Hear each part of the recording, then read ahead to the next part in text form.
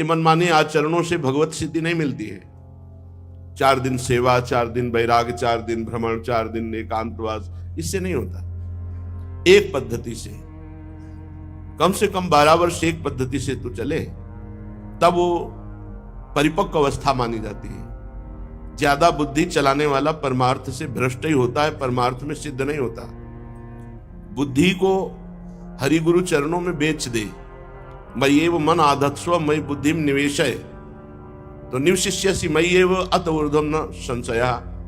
भगवान कहते हैं मेरे में मन और बुद्धि लगा दो, बस मेरे को ही प्राप्त हो जाओगे, मेरे में ही वास करोगे, इसमें कोई संशय नहीं। मन बुद्धि लगाने के लिए आपको प्रयत्न करना पड़ेगा। आपकी एक दिनचर्या होगी, बड़ी नियमावली, सुदृढ़ दिनचर्या, और वो बहुत काल तक एक जैसी दिनचर्या, तब जाकर के मन और इंद्रियां हाथ में आती हैं। नहीं इंद्रिय और मन की गुलामी ये होता है। कभी वैराग्य प्रधान मन हो रहा है, कभी योग प्रधान हो रहा है, कभी भोग प्रधान हो रहा है। ये सब विक्षेप है, अपने प्रेम मार्ग के ये विक्षेप है। अंतर से एक दिनचर्या में अपने पास 1 मिनट समय नहीं। ये प्रभुमय दिनचर्या जो कटती है, इसी से परिपक्व अवस्था, निर्विकारता, प्रपंच शून्यता ये जागृत हो जाती है, क्योंकि प्रपंच का टाइम नहीं है। स्वतंत्र मन कभी खूब भजन में लगा तो कभी भोगों में लगा, कभी प्रपंच में बैठ करके अच्छा लग रहा है, नाम यश कीर्ति के लिए उपाय, कभी एकांत में भगवान की तरफ। इसकी गति ऐसी है, इसको एक रस स्थिति में लाना पड़ेगा।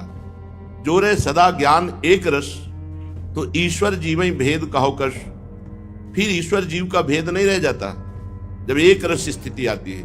और एक रस स्थिति के लिए बहुत काल तक, दीर्घ काल, लंबे समय तक आपकी एक जैसी दिनचर्या, जिसमें कोई फर्क नहीं पड़ना चाहिए। जहां हम दर्शन के लिए खड़े हो रहे हैं वहीं दर्शन के लिए खड़े हैं, जिस समय हम उठ रहे हैं उस समय उठ रहे हैं, जिस समय हम जो पाठ कर रहे हैं उसी समय ठीक पाठ हो रहा है। जो हमारी दिनचर्या है वो लंबे समय तक, कम से कम 12 वर्ष तक एक जैसी दिनचर्या, तब वो सिद्ध पुरुष की स्थिति में आने लगता है। यहाँ 50 वर्ष हो जाते हैं व्यतीत करते हैं साधना में, और स्थिति पाई भर की नहीं आ पाती। क्यों? कभी 10 घंटे भजन, कभी 10 मिनट भजन, कभी 10 दिन भजन नहीं, ऐसे सिद्धि नहीं होती। उपासक को चाहिए एक निष्ठा वाला बने, एक नियमावली वाला बने।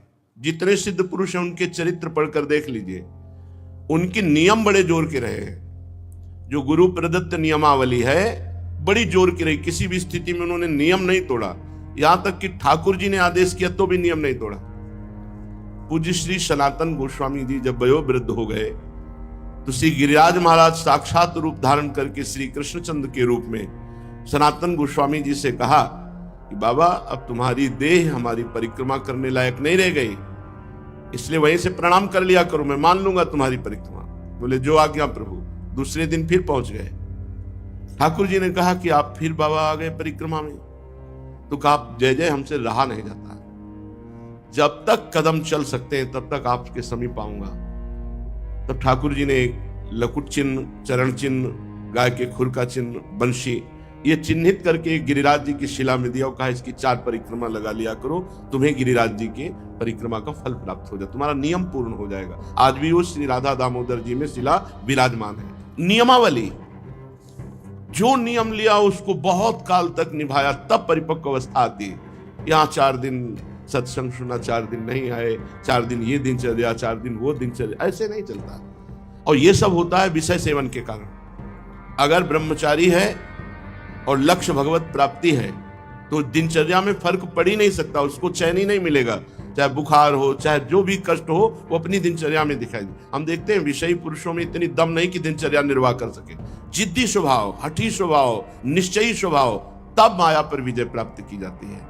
श्रीपाद प्रबोधानंद जी महाराज कह रहे हैं, सौख्यानाम सौख्यमेतन मधुरतरमिदं वर्यं माधुर्यतोपि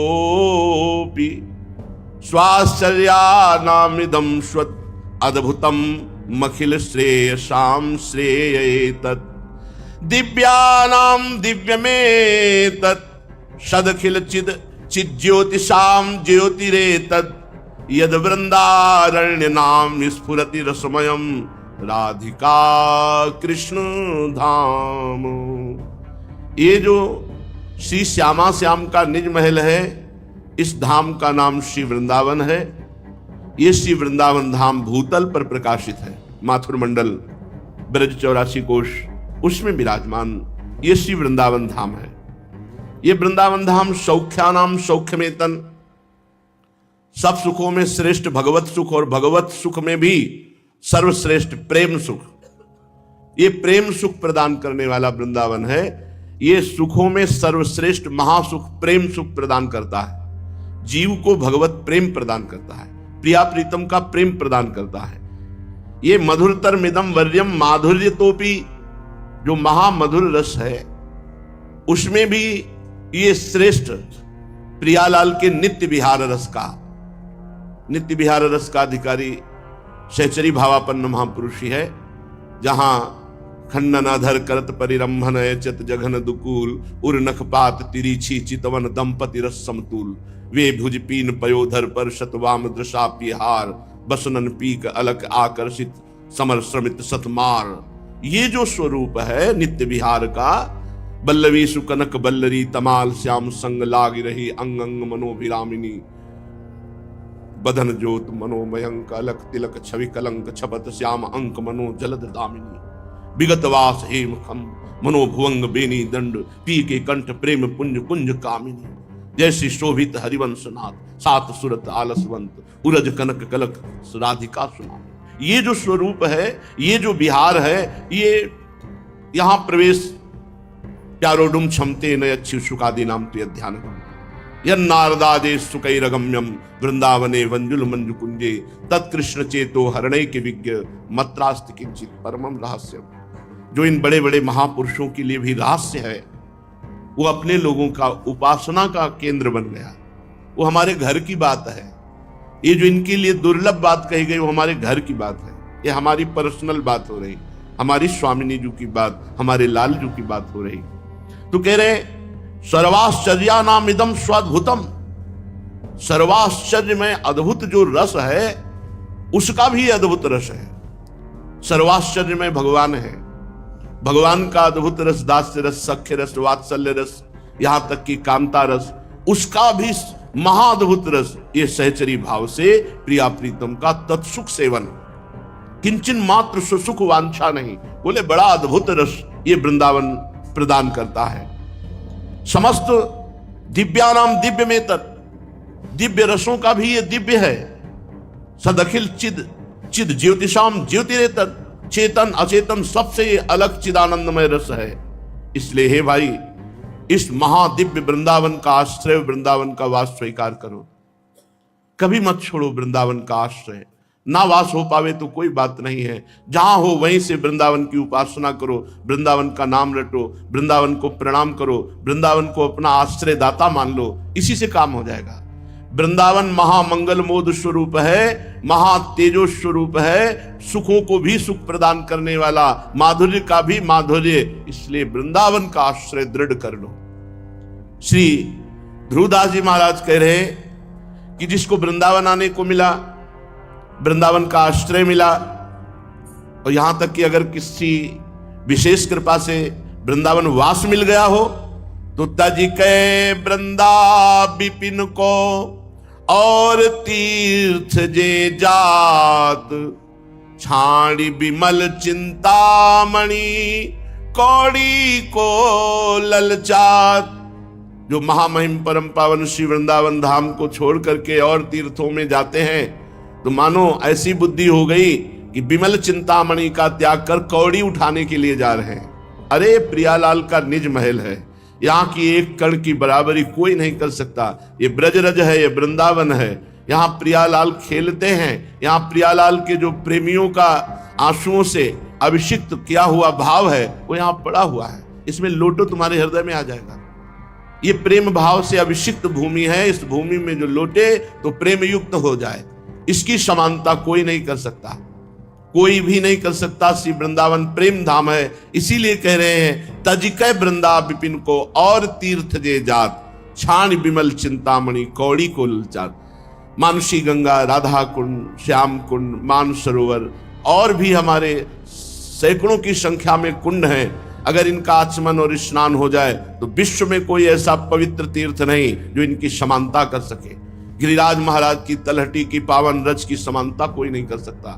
ब्रज 84 कोस की रज परम पवित्र करने वाली, कहां भाग के हम जाएंगे? यही केदारनाथ आके रह रहे हैं, यही बद्रीनाथ रह रहे हैं, यही सारे तीर्थ रह रहे हैं हमारे ब्रज मंडल में। हमें कहां भागने की जरूरत है? अगर कहीं बुद्धि काम ना करे और धाम को छोड़कर और तीर्थों की यात्रा करे तो मानो चिंतामणि को छोड़कर कौड़ी उठाने जा रहे हैं।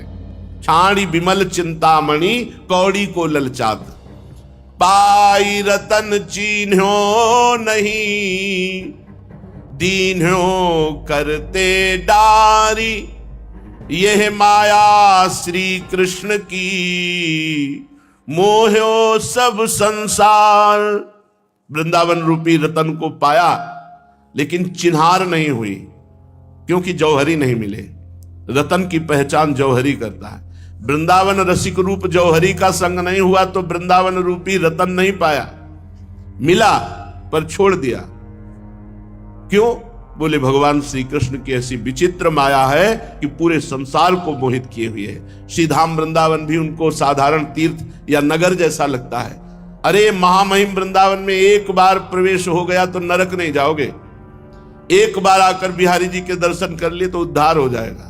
एक बार ब्रज 84 को उसमें किसी पावन तीर्थ में अवगाहन कर लिया, ये सब महामंगल में सर्व पाप नाशक। ऐसे आचमन किया, जल छिड़का, पाप नष्ट हो गए। राधा कुंड, श्याम कुंड, मानसरोवर, मानसी गंगा, ये सब महान पवित्र पवित्र कुंड सरोवर है जिनमें प्रियालाल अवगाहन करते हैं। प्रगट जगत में जगमगे वृंदा विपिन अनूप, नैन अछत दिशत नहीं, यह माया कर रूप। माया का पर्दा हमारे नेत्रों में है। यद्यपि नेत्र हैं फिर भी वो नेत्र नहीं जिनसे हम वृंदावन को देख सकें। प्रगट ये जगत में वृंदावन विराजमान है, बड़ा अनुपम है, महामहिम है, पर माया का पर्दा चढ़ा है हमारे नेत्रों में, इसलिए हमें माया दिखाई दे रही, वृंदावन नहीं। दिव्य कुंज निकुंज जिनमें प्रिया प्रीतम गलबहियां देकर विहरण करते हैं, क्रीड़ा करते हैं, ये वही वृंदावन है। नेत्र भी हमारे हैं पर माया का पर्दा चढ़ा है। यही भजन बल से माया का पर्दा जो हटा दिए तो दिव्य वृंदावन दिव्य लीला में प्रवेश पा गए। वृंदावन को जस अमल जी पुराण में नाही, ताकी बानी परोजिनी कबहू श्रवणनी माही। जिस ग्रंथ में, जिस पुराण में हमारे प्रियालाल की लीला, श्री वृंदावन कुंज निकुंज यमुना रस रानी, इनकी महिमा वर्णन नहीं है, उस पुराण की चर्चा हम कभी कान में सुनना नहीं चाहते। ध्रुवदास जी कह रहे हैं हमारे कानों में वो बात कभी न पड़े जिसमें प्रियालाल न हो, वृंदावन न हो, यमुना रस रानी न हो, वृंदावन की महिमा शोभा गुण रूप लीला इनका वर्णन न हो, वो बातें हमारे कानों में कभी न पड़े।